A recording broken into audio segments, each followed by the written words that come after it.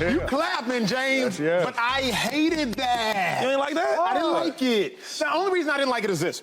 I'm not big on splintering the team before the season even starts. There's already going to be enough to splinter the team. Hint, we probably will, because we will call out different players on the Jets. There's already enough that will splinter the team. What I didn't like about that was not Robert Saleh chastising the O-line. I'm cool with that. They need to pick it up. But everybody needs to pick it up. When you single out the offensive line, then what you are doing is you are allowing the rest of the team to say, oh, you know what? Y'all are sorry. Y'all are sorry. It's one thing if they think that, but now you're giving the rest of the team the authority and the ability to call out the offensive line, to call out individuals as well. Think about this. Robert Saleh is going to say, man, we got a Hall of Fame quarterback. Put Rodgers on a pedestal. Yep. We got two $10 million receivers. Put them on pedestals. We got the Rookie of the Year. Put Garrett Wilson on a pedestal. We got a talented running back room. Put Breece Hall and Dalvin Cook on a pedestal. But offensive line, y'all suck. Don't start breaking down where you're going to put the value of different people publicly. Everybody already knows who's good and who's not. James, my issue with it, 2-5, my issue with it was like, don't start splintering the team. The rest of the world is going to do that. This little league, Acho, it's the big leagues. I love it. Big leagues. If any position can be called out and respond, it's the offensive lineman. Yeah. Think about it. They're not flashy. They're not going to have armbands and the new Jordans cleats. They're grinders, right? They're in the trenches. And nothing in football can go down if you don't have the defensive line right or the offensive line right. And I've been on a lot of teams with good coaches. Sean McDermott, he's big in doing this. Believe it or not, Andy Reid. Andy Reid would call out the offensive line. Hey, big guys, Pat ain't Pat without y'all. True. Shady McCoy, he's not without y'all. He's not. So I love when you call out certain offensive groups, or just not even offenses in general, just any position groups. I mean, I think the best part about the offensive linemen are they're big. They can take it. They got thick skin. So when you ask this question, I love it. I love what he said, and I believe it. I mean, we talking Super Bowl contenders. That's what we talking, right? That's with Aaron Rodgers. We talking. You just named running back room stacked now with Dalvin Cook in there. Wide receiver room stacked, right? Quarterback, Hall of Fame. Defense stacked. Everybody knows, and Robert Saleh knows, the offensive line is the key to getting us to that Super Bowl.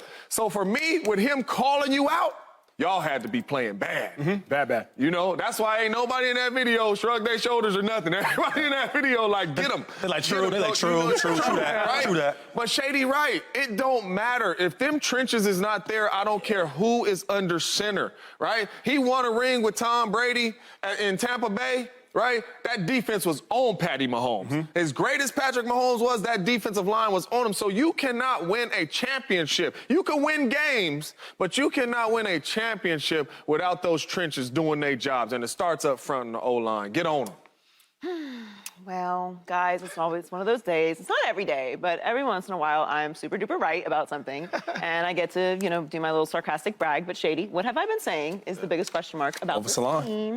The offensive line. They were ranked 23rd last year. I don't know if they're going to take the necessary jump that they need to take to put this team in a position to actually contend for a Super Bowl. And as we know, Aaron Rodgers is not known as being a mobile quarterback. It's not that he can't move around, but he's not a guy that's going to really extend plays with his legs. He's not a guy that's likes to improvise. We're going to talk a little bit later about his desire for perfection, and he likes things a certain way, and you see that as you're watching the show.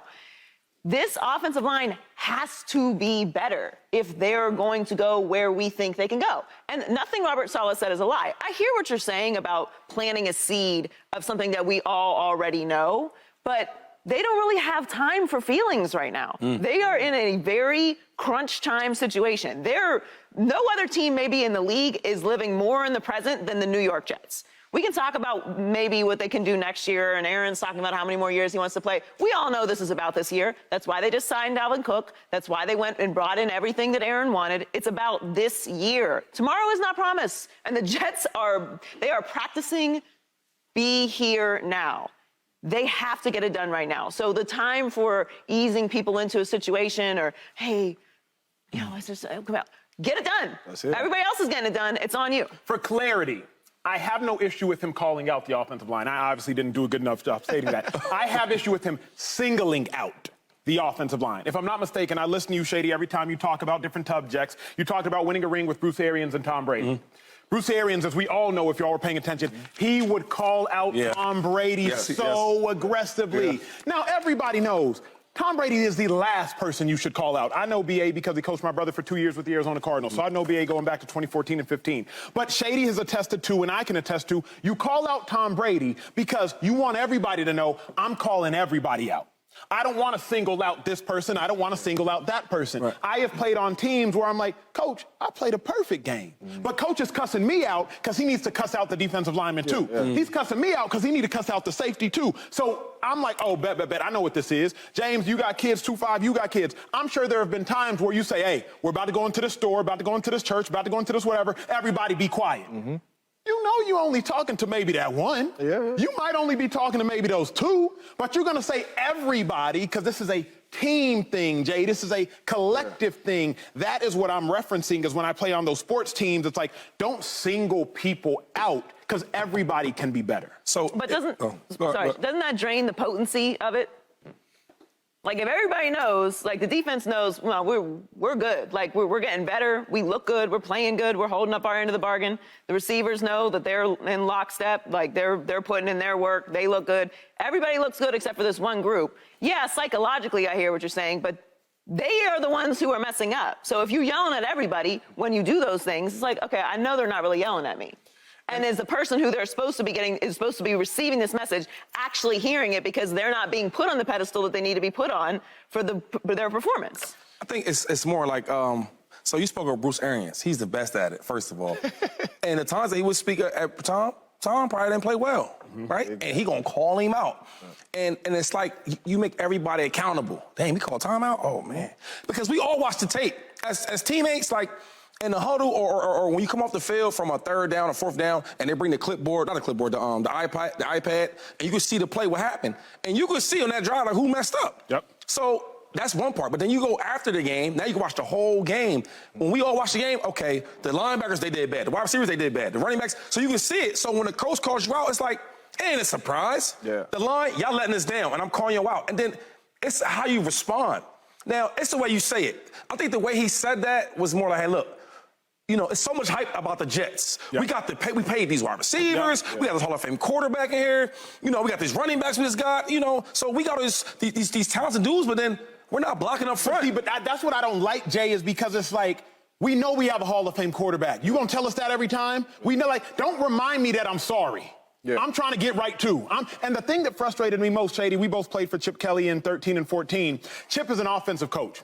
When Chip would call out the defense, I'd be like, bro, you only know our basic calls. Like, you don't even know our defense. So you calling us out in front of the whole team, we need to do this, we need to do that. But you don't even know about this defense. I can only imagine the Jets offensive players being like, Saleh, you were a DC, you were an LB coach, now you a head coach, you probably don't even know about this offense, and you gonna sit here telling us that we suck and we this and we that. You as a head coach, you can get right too. So it's a couple things here, right? If after every show they like, Acho, you killed it, right? And you really ain't killed the show. And then they said, this your last year, right? Instead of getting on you and saying, bruh, that's a bad show, right? So for me, this been going on.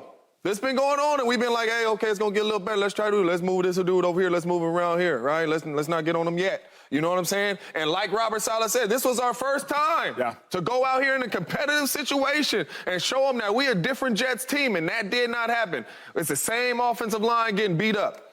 And if we keep getting beat up, you know where that's going to put Robert Saleh? Looking for a new job. You know what I'm saying? So it's time to get on him right now because we have to win in New York right now. We have done everything. We brought you Aaron Rodgers. We brought you all the pieces Aaron Rodgers wanted. We brought you Dalvin Cook, right? We drafted the defenders that you wanted. He has everything. He has to win now, and he understands that the offensive line is going to be their backbone. And if they don't show up, Aaron Rodgers ain't going to be good. Garrett Wilson ain't going to be good. Dalvin Cook ain't going to be good. The Jets ain't going to be good. So y'all wake y'all butts up. It ain't the Little League, and it's time to ride right now. Subscribe here to get the latest from Speak, and go watch a few segments from our other shows on FS1.